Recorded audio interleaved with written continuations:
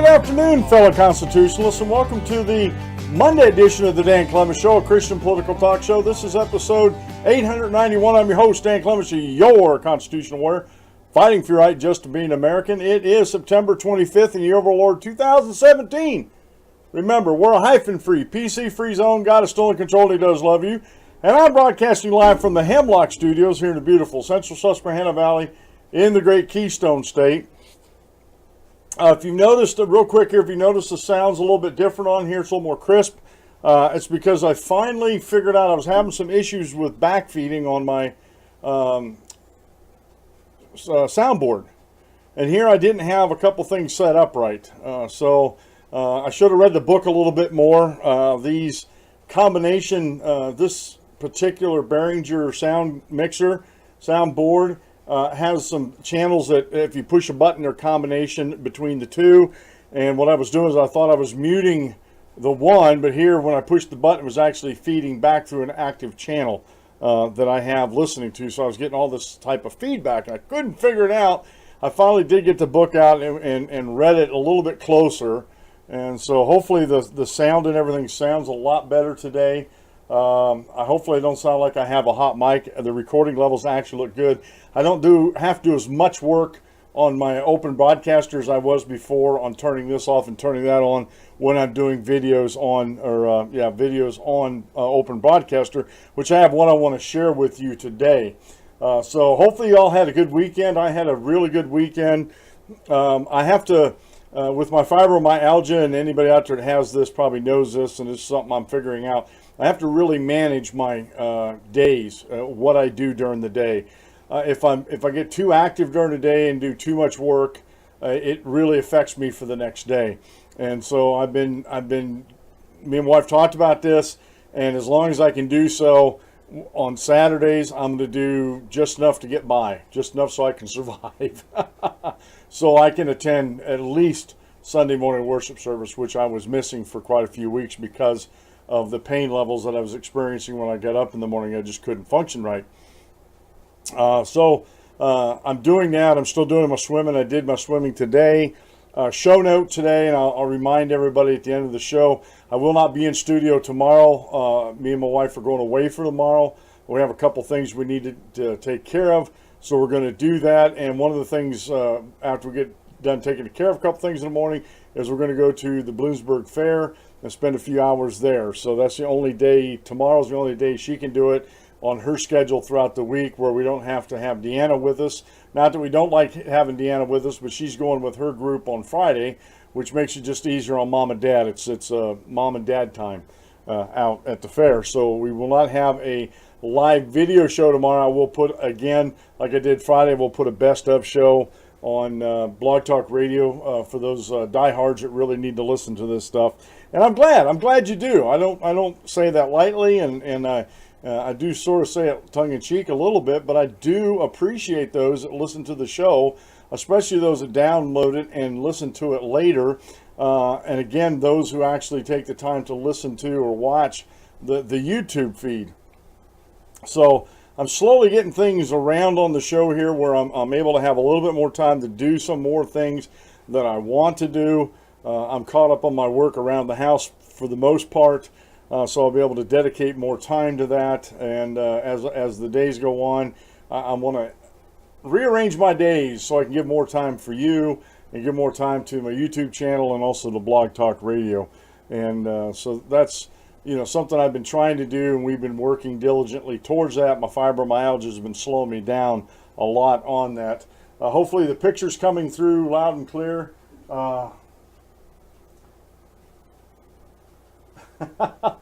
Dave says he likes my camera before I change it. Basically what I did, if you notice, the picture has changed a little bit, and what I did was I tightened up on the angle of it, and not that I wanted to do that, but I took my cameras and I pretty much, I'm going to go back to the way I was. I pretty much separated them. I had two tripods, but was only using one, and so the camera that directly in front of me is my main camera that you see now, and I've actually widened out the angle of that a little bit. It shows a little bit of my messy desk over there. It's not too messy, but so I don't look at so broad in the picture, I guess. And I also got to take and push that back a little bit. I did not have it back as far as I wanted it to. And then when I do Skype interviews, which I think I finally have everything set up where I can start doing those.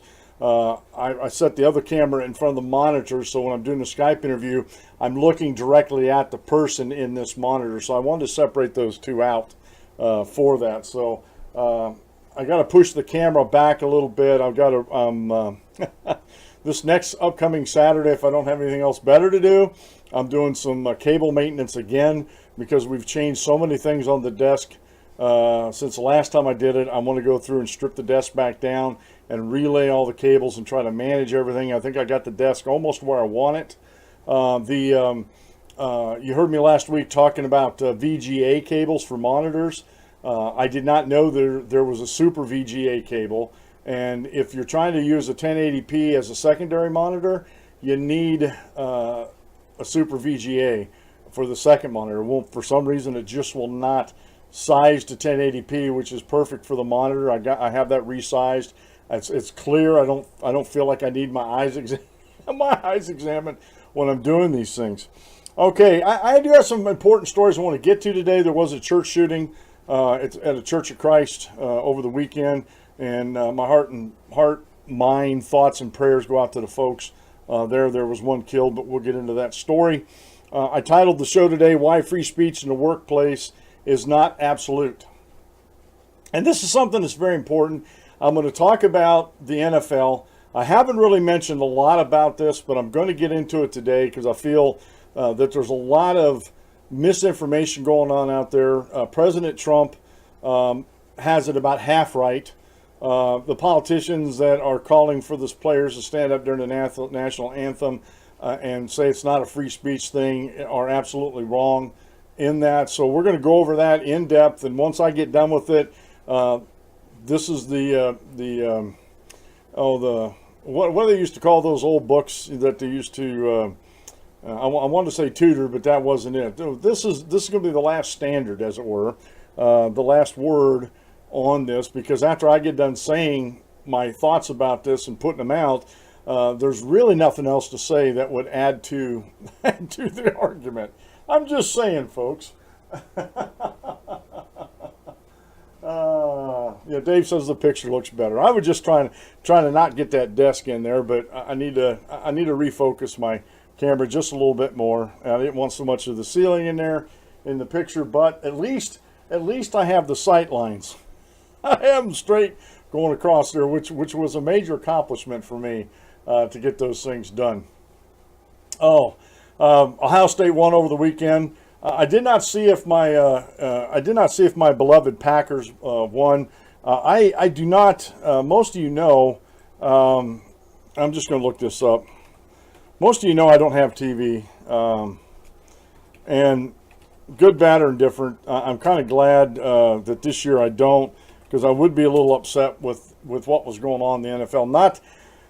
And I said, we're going to talk about this, not that they're actually protesting, but that they're actually, where they're doing it and why they're doing it for. Let's see here, September 24th, we won against Cincinnati, 27-24. Of course, I didn't get to see the game. Like I said, I don't have TV. And I thought I could get direct ticket on an app. A Sunday direct ticket, like on Direct TV, and I went to the website to go sign up for that, and here I still had to have a Direct TV account, plus pay an extra $70 just for the app on top of paying for the Sunday ticket. And I'm like, look, I'm a greedy capitalist just like the next person. However, these honestly.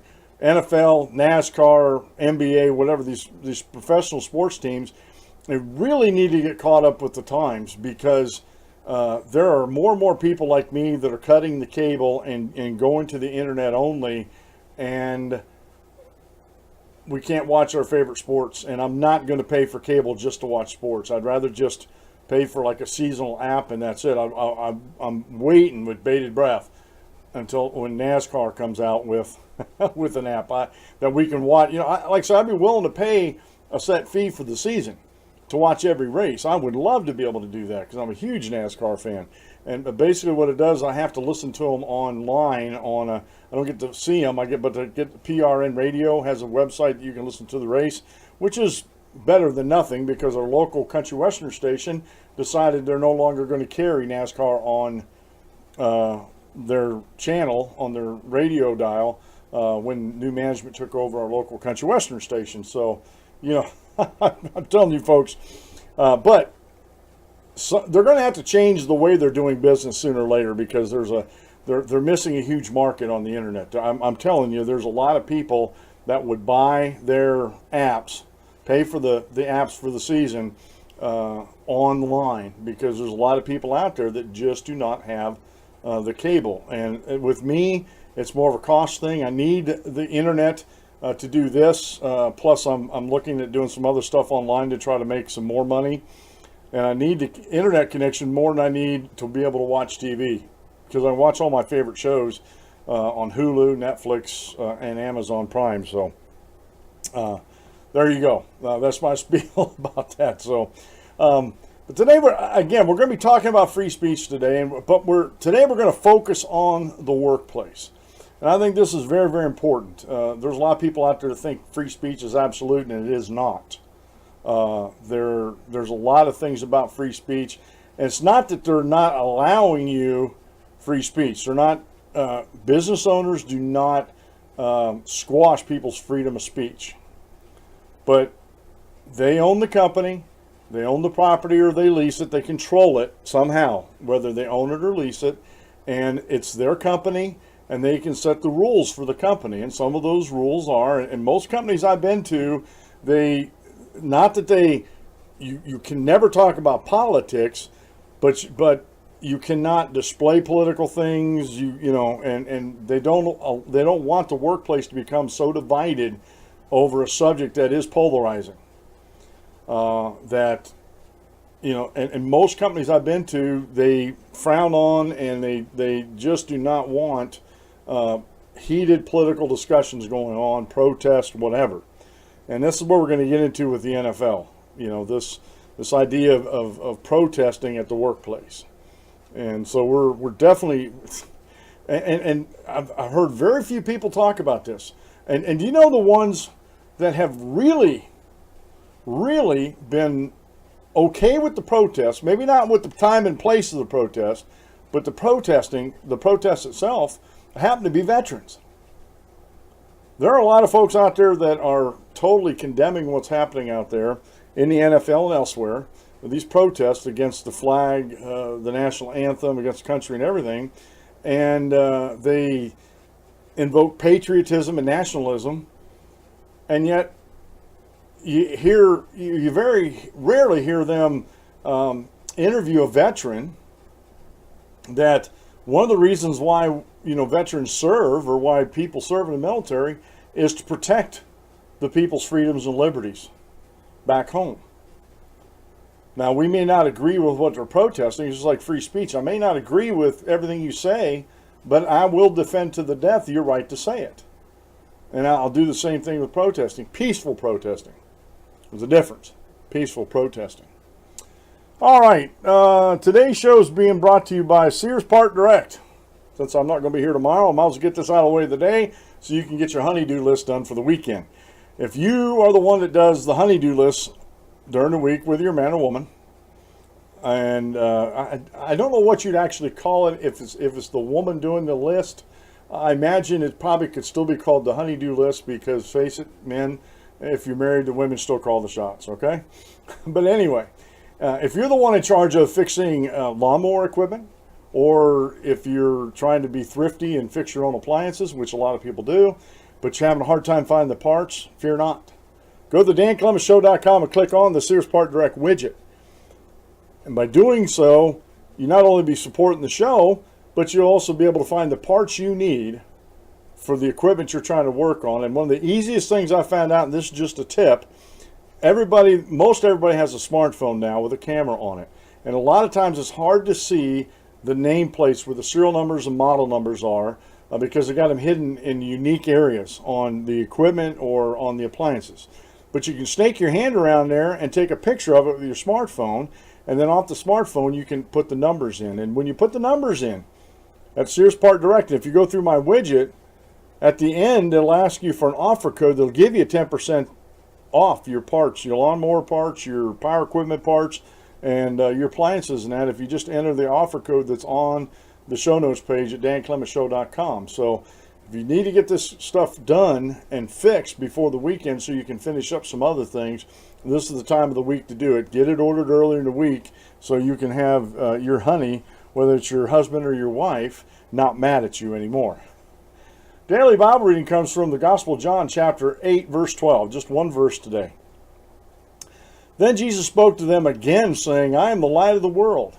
He who follows me shall not walk in darkness, but have the light of life. And we talked about this last week. I was watching over the weekend. There's a good debate on. I'll try to remember to put the link up in the show notes page on the Gospel Broadcast Network. They have a YouTube channel now, which is fantastic. I was watching this debate. It ends up being about 6 hours altogether, but that's not the total debate. There's commentary before, after, and when they took a couple breaks during the debate. But it was a really good debate, and if you have an open mind and an open Bible, hopefully you'll see the truth of the matter, that baptism is essential for salvation. And baptism is never a work of man. And nowhere in the scriptures you're going to find that where it says that's a work. Today's quote meal comes from Annie J. Flint. God didn't promise day without pain, laughter without sorrow, sun without rain, but he did promise strength for the day, comfort for tears, and light for the way. Very, very important. Today's daily Bible lesson, I probably shared this before, but I didn't go back and look. However, it's still pertinent today. It's good if you missed it before. Try not to miss it now. This is by Ben Gisselback over at plainsimplefaith.com. Why I'm not ashamed of different gender roles in the church. Good article, very straightforward, very kind in the way Ben handles this subject, but very direct. That God and the Bible only recognize two genders, male and female. That's it. That is it. And just on a side note, and this might get Dave laughing a little bit here. It seems strange to me that the progressives, the anti-freedom folks out there, want all these different gender classifications out there and are actually working towards a genderless society. They don't want gender, but at the same time, they're protesting for women's rights. Okay. Just a thought. I just wanted to put that out there. All right.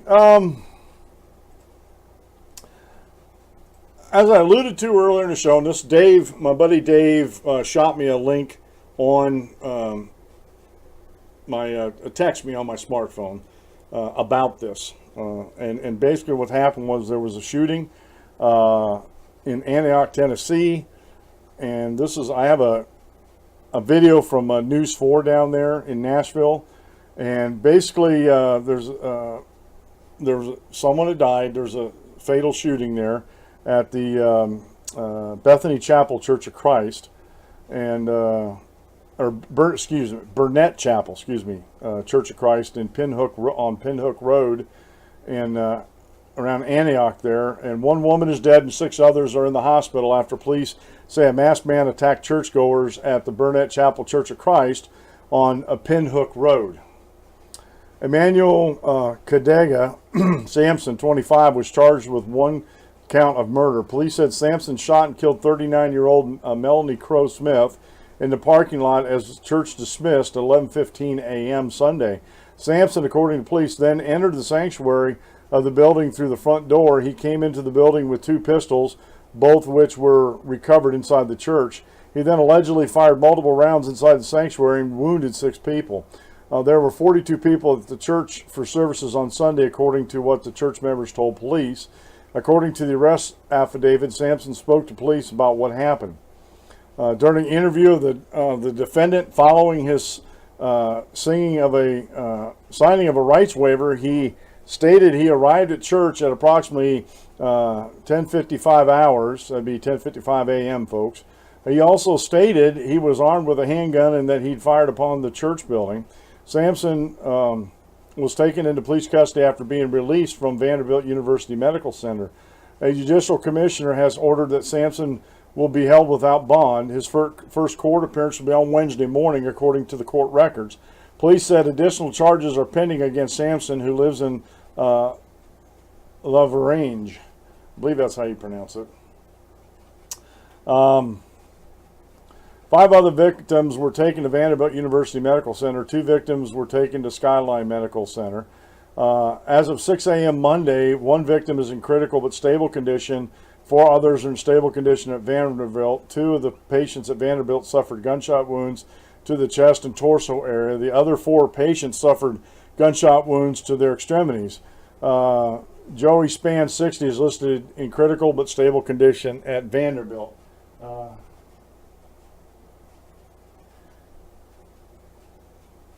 Okay, Laverne, that's how it's pronounced. Dave corrected me on that. Okay. And this gentleman here, according to the reports, and I'll share the video, the Channel 4 video with you here real quick. He attended the church years ago. And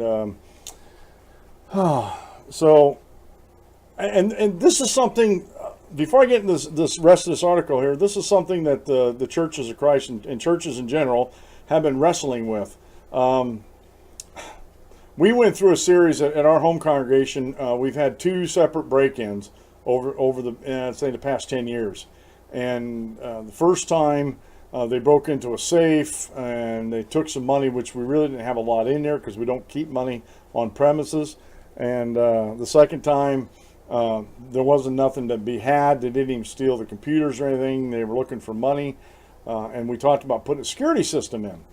And we started talking about the cost of the security system and that, and really I didn't think it was that expensive to put a security system in, but enough people said, that's kind of a waste of money, and they didn't really take anything, although we had to fix windows and other doors. They broke into a couple doors that were locked. The preacher's office, they really jammed that door up, and there was a pretty good expense to getting that fixed. And so it was a toss-up between the two. On one side saying we did need it, and the other side said, well, we should have faith in God. He's going to take care of these things. And I have, not my own thoughts, but I have some biblical thoughts about faith. Faith without works, faith without action is dead. We have faith in God, but, if we can take some common sense preventative measures to secure a building that, costs quite a bit of money and we maintain and everything, I think to me, that's reasonable. But the argument I'm going to get into is just church usher. Engel, an usher at the church, confronted Sampson and engaged him in a struggle, which resulted in Engel being pistol whipped. During the struggle, Sampson's gun discharged, striking him in the left chest. Mr. Engel is the hero, said Metro Police spokesman Don Aaron at the press conference. Mr. Engel saved countless lives here today. It could have been much worse. After the scuffle, Aaron said Engel went to his car despite a head injury and retrieved a gun, forcing Sampson to remain on the ground until police arrived. Engel, 22, was taken to Skyline Medical Center for treatment, but has since been released from the hospital. Engel said in a statement that he didn't consider himself a hero. I've been going to this church my whole life since I was a small child. I would never, ever thought something like this would have happened. I asked everyone to pray for the victims, family members of the victims, our church community. Please pray for healing. Also, please pray for the shooter's family and friends. They are hurting as well. I pray that through all of this, that people will come to know Christ, and I ask our nation to reflect on Romans 8:31. If God is for us, who can be against us? When complimented about his heroism, he stated, I do not want to be labeled a hero. The real heroes are the police, first responders, medical staff, and doctors who have helped me and everyone else affected. My hope is for privacy for all involved.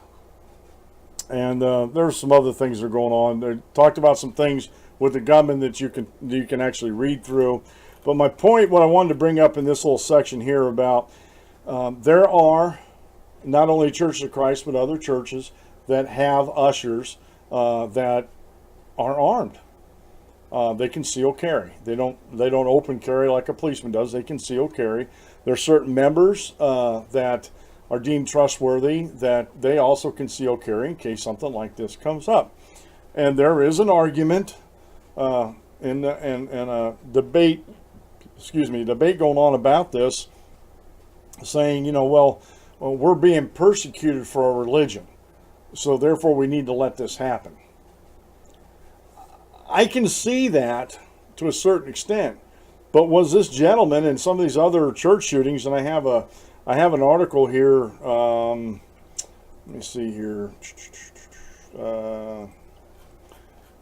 this article that I have here also has at the bottom of it a list of recent church shootings in the United States going clear back to 2006. And they have 1, 2, 3, 4, 5, 6, there's 8 or so church shootings. And maybe I need to read through these, make sure they're not doubled up in these statistics. But there's been more than a handful of church shootings in the United States. And I don't believe, this is my own personal belief, maybe I'm wrong about this, but most of them that I've been researching and reading about, most of them really don't have a lot to do with religion per se. Doesn't have a lot to do with the faith. These shooters, for whatever reason, they see these churches sometimes as the enemy. And I have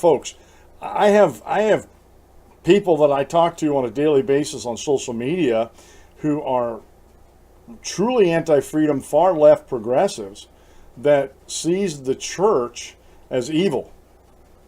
That you couldn't get any more evil than a church that believes in God. That is the height of evil. And there's people out there that think this way. And there's people out there that have been persuaded to think this way, even though all the evidence is to the contrary. And the reason why there's people out there that believe that God and the church and everything are totally evil and should be denounced is because the church stands for things that are diametrically opposed to what they believe. We're 180 degrees out on what they believe. Now there's a lot of things, and you heard me talk about the ethical humanist society, the ethical societies, ethical humanism. We talked about that a couple weeks ago. And I've been talking about that. There's a lot of things that we overlap on. There are a lot of principles we overlap on. But where we don't overlap on is ethical communities and ethical humanists believe that humans are the highest authority, and that's it. There's nobody above humans. Most of the mainstream major thinkers in humanist and ethical communities in that are atheists. They are atheists.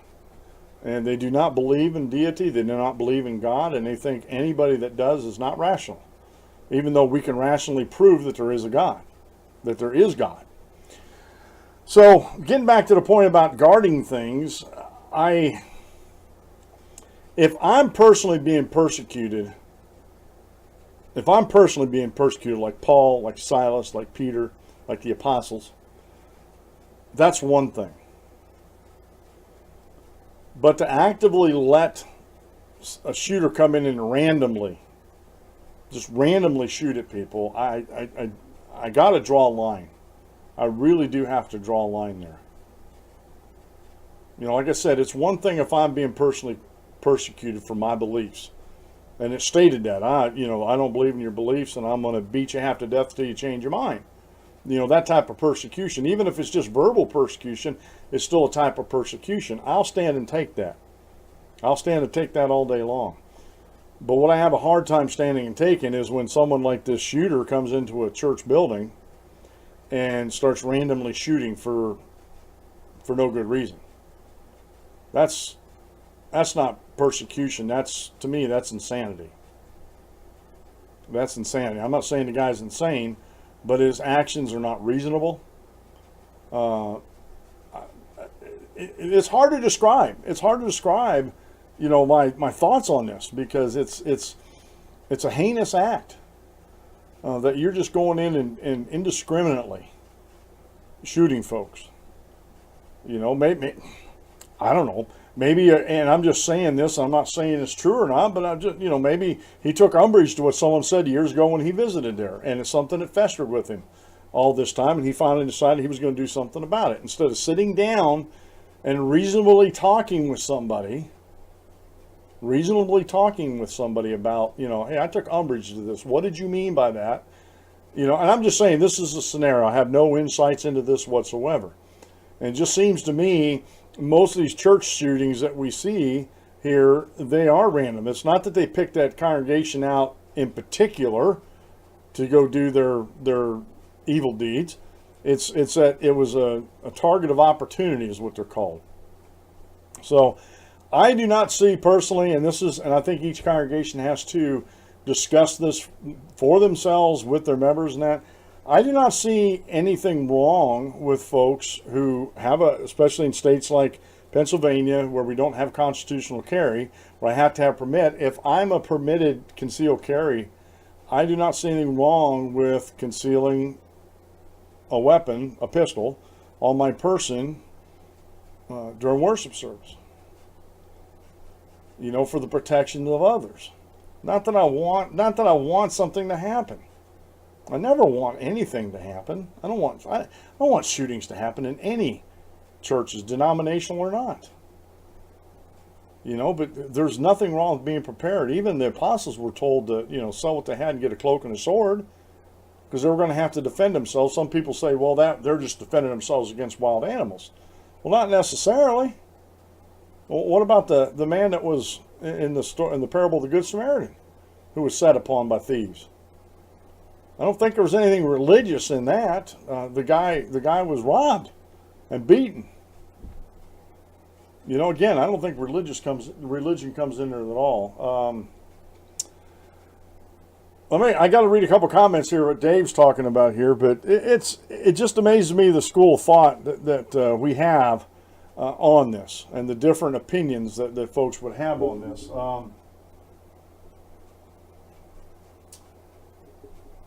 And David makes a good point here. He says, people say God is in control, but God has relinquished, can't get my tongue around that one today, relinquished complete control by allowing us freedom of thought and action. Jesus' instruction for Peter were for a unique situation. He had to die for us. If the government wants to imprison us for our faith, I believe it would be wrong to stand against them with weapons. And you know what? And Dave brings up a good point there. If it's an individual coming up, and we're going to talk about this oppression here when we get in these the NFL and take a knee hashtag that's on Twitter and stuff like that. If it's an organized, systemic government creed that oppresses religion, like back in the Roman times, yes, I think we need to,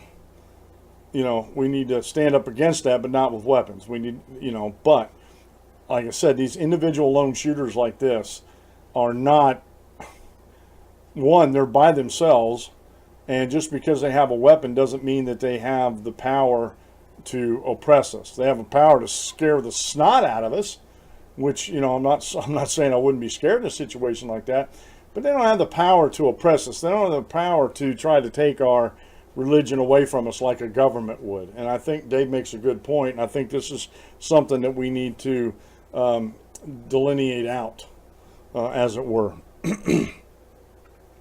I need a drink here. I've been talking a lot here.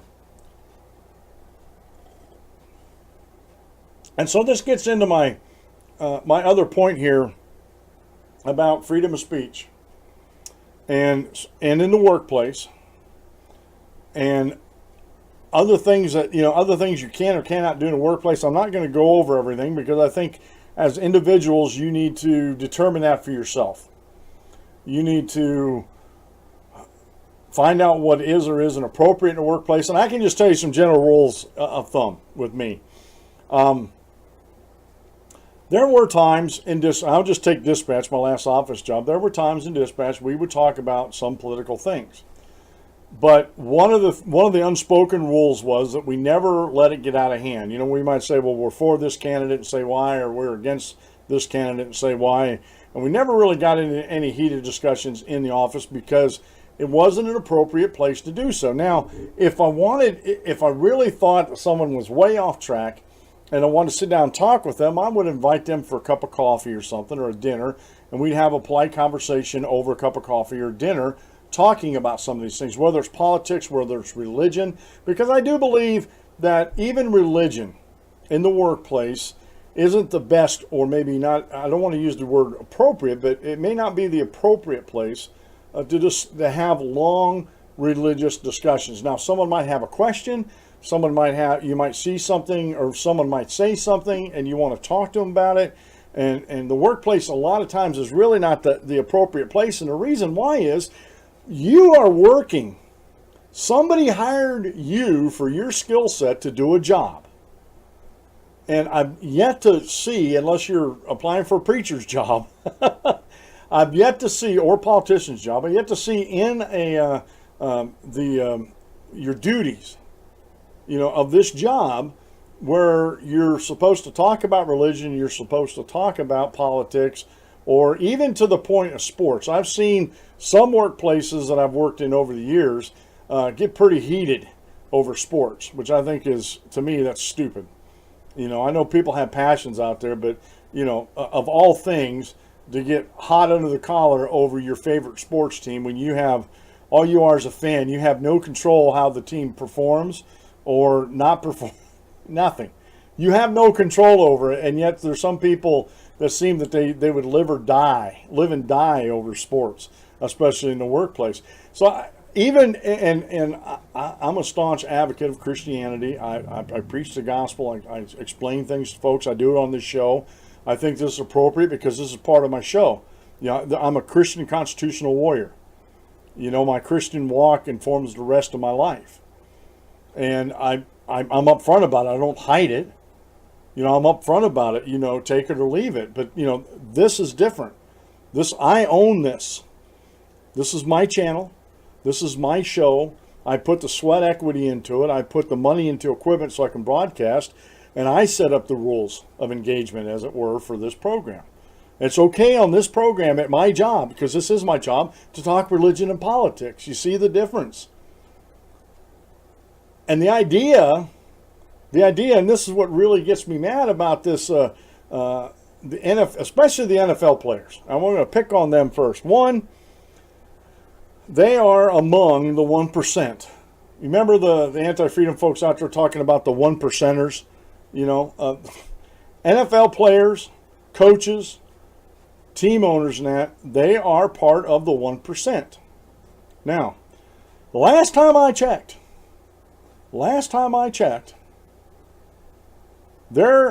these guys, I don't care what your skin color is, a football player is hired by a football team to do what? Play football. Play football.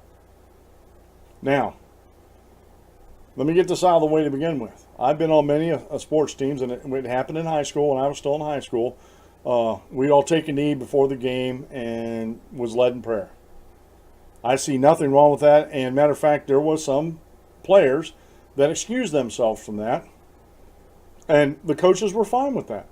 They didn't want to force anybody. But if you wanted to take a knee and be involved with the prayer before pregame, it was all voluntary. But I don't ever remember in high school football or wrestling getting in huge discussions during a match, political discussions or religious discussions during a match, because that's not what I was there for. I was there to play football. I was there to be a right defensive tackle. My job was to stop the offense as much as possible. When I was wrestling, my job was to use the skills that I was taught to defeat my opponent on the mat. Politics didn't have anything to do with it. Religion didn't have anything to do with that, even though back then it really wasn't that religious. But you see where I'm getting at here. It had nothing to do with it. NFL. NFL is a business. The NFL is a business. These men, these football players, are hired. They're drafted out of college and they're given a contract. And what's that contract state? Play football. We play football in this team. I'm hiring you. I'm a proxy, because the owners don't really go out and hire. They may have some say in it, but they really don't do the hiring. They have people to do that for them, but these folks that are doing the hiring are hiring in the name of the owners. And the owners want to win. And the owners want to hire players, to draft players that want to win also. They don't hire them to talk politics. They don't hire them to talk religion. They don't hire them to talk whatever their degree is that they got in college, business degree, engineering, whatever they might have gotten in college. They didn't hire them for that. They hired them for one thing and one thing only, to play football. Now, whether you like it or not, I've heard some comments saying as long as the NFL and these team owners takes tax dollars to build their stadiums and all that kind of stuff, that they're not privately owned companies. All right, I understand that argument, but for our argument purposes here, for our discussion here, the NFL is a business. The National Football League is a business. The teams that comprise the NFL are a business. They're a business.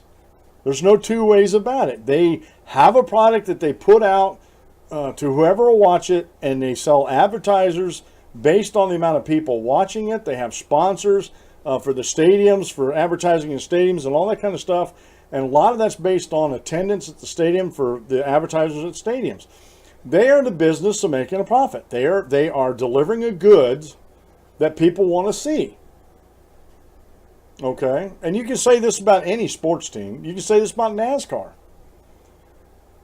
My point here is, yes, as an American citizen, we have protections about free speech. However, and you've heard people say this before, and you heard me say this before, free speech is not absolute.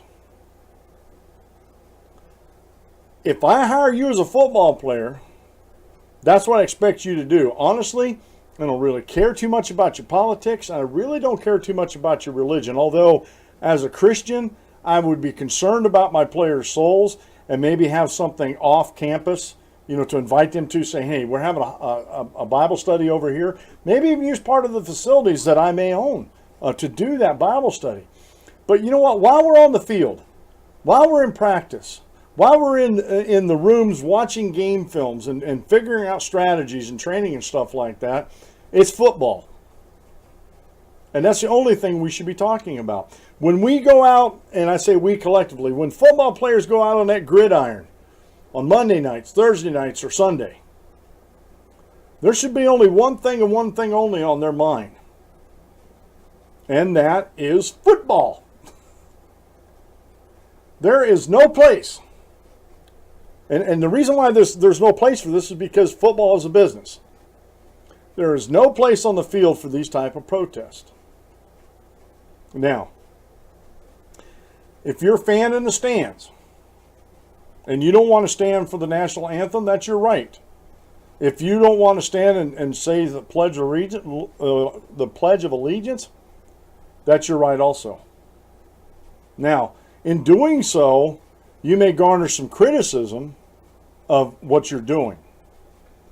But as a veteran, one of the reasons why I served was to defend your rights.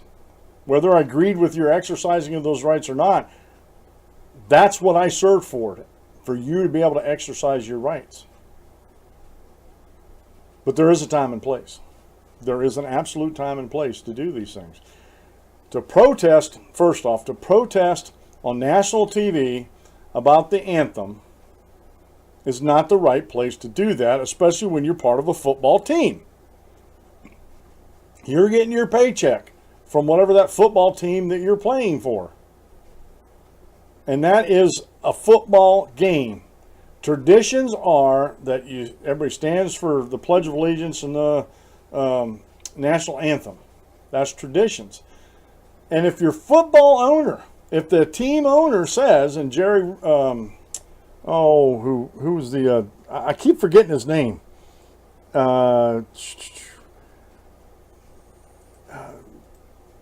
Jerry Jones. I want to say Jerry Reed, but he's a country singer. Jerry Jones of the Dallas Cowboys He said back in August, and he reiterated it after this last round with President Trump getting involved in everything.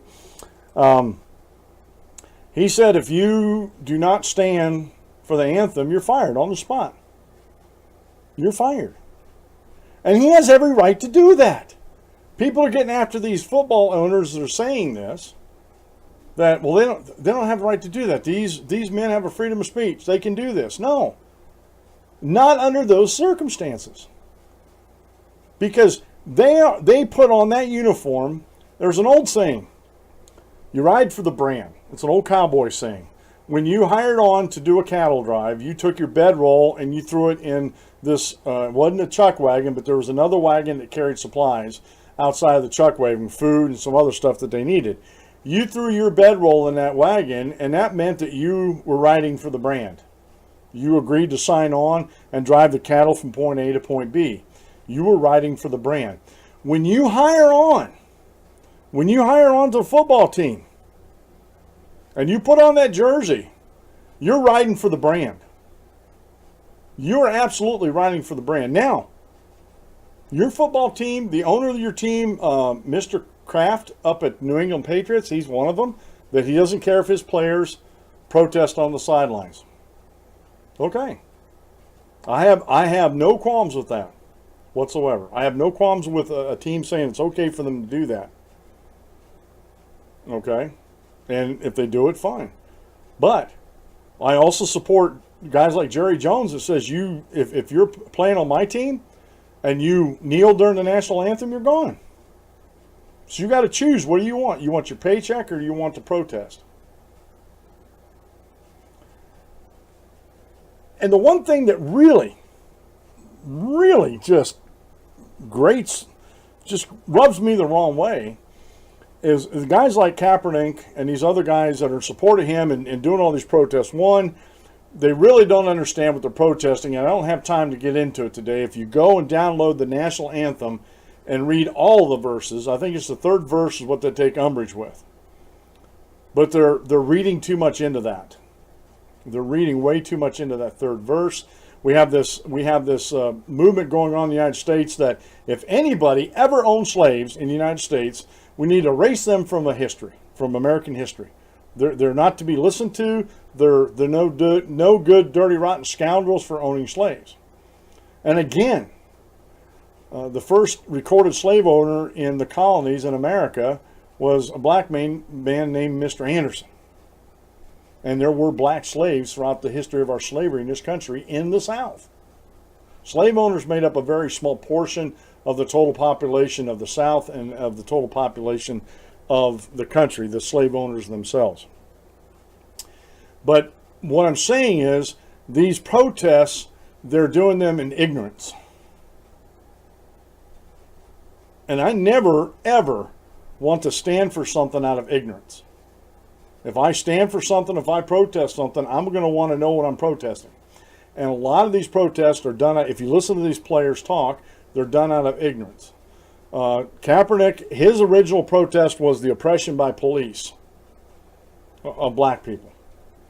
Okay, is there some of that going on in our country today? Absolutely. I'd be a fool to sit here and tell you. I'd actually be a liar if I said there wasn't. However,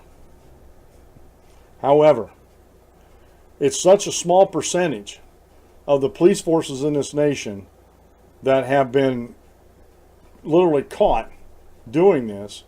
It's not a systemic problem in the United States. It's not a widespread problem in the United States at all. And Kaepernick and some of these other NFL players are protesting about police brutality and about this white on black crime. But one thing you never hear them talk about, or very few of them talk about, is the actual black on black crime that happens in their own neighborhoods, which is a huge problem, which is a way bigger problem than any white on black crime. It really is. So to say that there is widespread oppression in the United States is a falsity. It's a false narrative, folks. And these folks are bending a knee to this false narrative. They're not sitting down thinking about that. And secondly, along the same lines, before I get in this article here, stand because politicians say so. I don't do a whole lot just because a politician tells me to, because their roles are that would, if me listening to a politician would be me admitting that they are in charge of me, not the other way around. If you think about that. Second, real quick here, you got these one percenters, these multimillionaires that are playing football, and I don't begrudge them their fees whatsoever, what they're getting paid. I do not begrudge them, and this is something you hardly ever hear the anti-freedom progressives in this country, the social democrats, condemn these football players for making this money. All they condemn are the big corporations, which NFL and the teams are big corporations. See the hypocrisy there? But these guys are making multi-million dollars a year, or throughout their contract, depending on how much they're getting paid. They are taking time and drawing attention away from the game by doing these protests on game day. Most all these games are televised in every market. They're televised, so they're getting if not a national audience, a very big regional audience to watch them do this, and that's not what the fans are paying for. The fans are not paying to watch these folks take a knee during the anthem. My question is, why aren't these guys taking some of their millions of dollars they make and buy airtime on TV themselves and explain to folks why they want to take a knee, whether they do or not? I was looking, and I didn't see anywhere where the Dallas Cowboys, where anybody on the team took a knee. I don't think they did, because you don't mess around with Jerry Jones. Jerry Jones says this will happen, it's going to happen. So I didn't see, and I didn't do a real deep research on it, because I really don't care that much about it. But you see what I'm saying? They're taking valuable TV time, because these cameras are focused on them. A lot of these, some of the clips I've seen during the game, during the anthem, these cameras are on them instead of on the audience and on other things that bring to mind patriotism and stuff like that. I believe it's taken away from the game. And if they really wanted to get this message out, they would stand during the anthem and then take out an ad, a TV ad, magazine, newspaper, whatever, and spend some of their money to explain to folks, this is why I want to kneel during the national anthem, because thus, us, and thus. But to use somebody else's money, somebody else's airtime to do your protest on when you're supposed to be playing football, I think you're stealing from that person. I really do. And again, I have this article up here. I got to go by comments here real quick. Let me check my comments out here.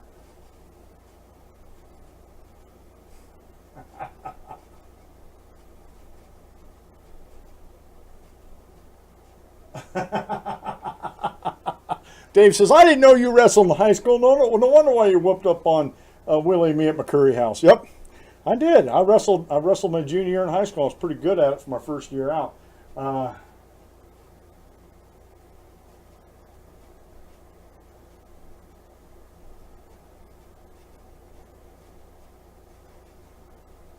Yeah, I heard about that, about the Steelers. I'm not exactly sure. He said, did you see the former Army Ranger on the Steelers who defied the team decision to stay in the locker? Oh, yes, I did. Yes, I did. I seen that in passing this morning on Twitter, and I wasn't sure what was happening. He actually stood out in the tunnel. A player on the Steelers actually stood out in the tunnel and put his hand over his heart during the national anthem while the rest of the team stayed in the locker room. I've actually had some friends of mine, and they didn't explain to me why we're at the pool today during aquatherapy. They didn't explain to me why, but they said we're done with the Steelers.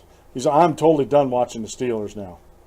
And that's where it come from. I'll try to find that story, Dave, and pick that up tomorrow if I can. But it again, those players on the Steeler team took away from what they were actually there to do. They're not there to protest. Like I said, if they want to protest, go buy some airtime with your money and your time, and tell people why you want to protest the national anthem. But don't do it on somebody else's dime. You're there to work. And what's happening is these guys are causing divisions in their teams. A house divided cannot stand, or kingdom divided cannot stand. A team divided cannot stand. If there are folks on the team that feel that everybody should be standing for the national anthem, and there's other ones that feel just as adamant about everybody should be kneeling in protest during the national anthem, you're not a team. You are dividing your team, and you're not carrying out the mandate that you have when you were hired. What were you hired for? You were hired to play football. And for honestly, folks, I know Donald Trump sometimes, I think he has athlete's foot tongue. Because his comments about over the weekend about, if these blankety blanks aren't going to stand, fire them. Now, that's his opinion, but he forgets he's the President of the United States. And the reason why we're having this discussion in the NFL is because we've got too much politics in the NFL. We have too much politics on ESPN. And so Ron Paul has a really good article here. I have a link up to it in the show notes page after the show. Stand because politicians say so? No. I think we stand because it's the right thing to do. It's the traditional thing to do, and it's what our team owners expect. If our team owners come out and say, look, if you guys want to kneel during the national anthem, I'm fine with that. I have no problem with that. They own the team. They set the tenor and the tone. Dallas Cowboys owner Jerry Jones is not a fan of national anthem protests. And he said back in August, and he said over the weekend the same thing. I've seen some tweets where he's talking about this. Now, this is where we're getting a little bit of a sticky wicket here, and we'll pick this up tomorrow.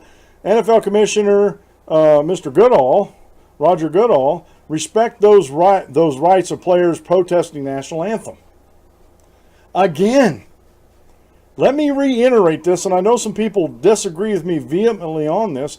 Let me reiterate this again. They're not there to protest. They're there to play football. And again, if their owner like Jerry Jones says you kneel for the national anthem while you're on my team, representing my brand, you're out. You're gone. That's not what I'm about. That's not what this team's about. And I respect his decision to do that. I respect Mr. Kraft's decision with the Patriots. You guys want to kneel and protest, that's okay with me. Now, real quick, I think guys like Kraft, I think these NFL players are biting the hands that feed them. Are biting the hands that feed them. And I'm just going to make a note here. Bite the hand. And we're going to pick up on this. We're going to pick up, not tomorrow, excuse me, on Wednesday. Tomorrow we're going to be out of the office. I do apologize for that. On Wednesday we're going to pick up on this idea with the biting the hand that feeds you, with these protests, with owners saying it's okay, with owners saying it's not okay. Mr. Goodall in the NFL, even though it is a business, he should have stayed out of it. He should have left it up to teams. Say it's up to the teams whether they want to or not. We're not going to say yes, we're not going to say no. Even though they should stay apolitical, just like any other business stays apolitical or should. It's been the Dan Clements Show. I'm your host, Dan Clements, your constitutional warrior. Remember, if you aim at nothing, you hit it every time. Have a great rest of the day, and God bless. And we'll see you Wednesday at noon. Tomorrow we're going to be out of the office. Remember that.